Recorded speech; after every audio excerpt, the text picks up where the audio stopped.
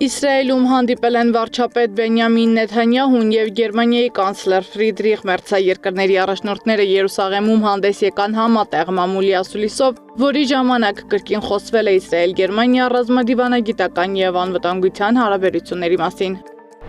Քանի դեռ Զելենսկին նախագահ է, նա չի համաձայնի տարածքներ զիջել խաղաղության դիմաց։ Ուկրաինայի նախագահի աշխատակազմի ղեկավար Անդրեյ Երմակն է հայտարարել. Այսօր ոչ մի ողջամիտ մարդ չի ստորագրի տարածք զիջելու մասին փաստաթուղթ, քանի դեռ Զելենսկին նախագահ է, ոչ ոք չպետք է հույս ունենա, որ մենք տարածքներ կզիջենք։ Նա չի ստորագրի տարածքներ զիջելու մասին փաստաթուղթ, հայտարարել է նա։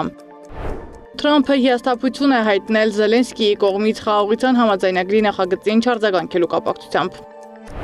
Համացանցում են հայտնվել Ասադի և նրա խորհրդականի մասնակցությամբ բացառիկ կադրեր, որտեղ քննարկում են Պուտինի արտաքին տեսքը։ Տեսել եք, թե որքան այտուցված է Պուտինը, հարցրել է խորհրդականը։ Ասադը պատասխանել է, դա ամբողջությամբ պլաստիկ վիրահատություն է։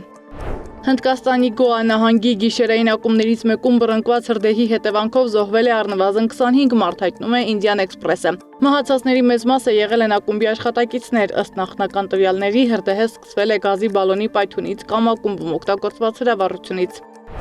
Միացյալ Նահանգների Վիսկոնսին նահանգում ոստիկանը ծանր վիրավորվել է փոխհրաձգության ժամանակ։ Զինված անձը կրակել է քաղաքի կենտրոնական հատվածում, որից հետո փորձել է փախչել ոստիկանական ուժերից։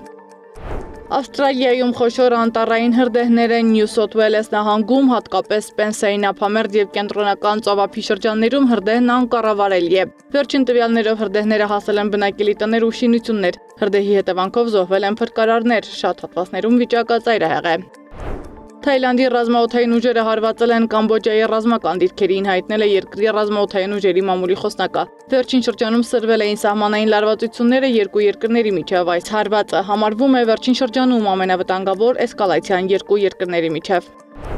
Թուրքիայի Ալանիա քաղաքը հեղեղվել է հորդառատ անձրևների հետևանքով։ Հեղեղված փողոցների պատճառով մեքենաների վարորդների համար էլ ճանապարհները դարձել են շատ դժվար անցանելի։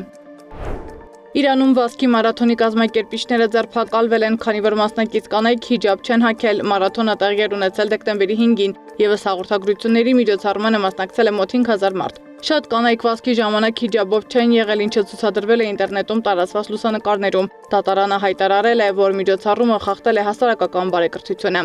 Սեդա Մակարյան, Նոնա Գևորգյան, ABC Media։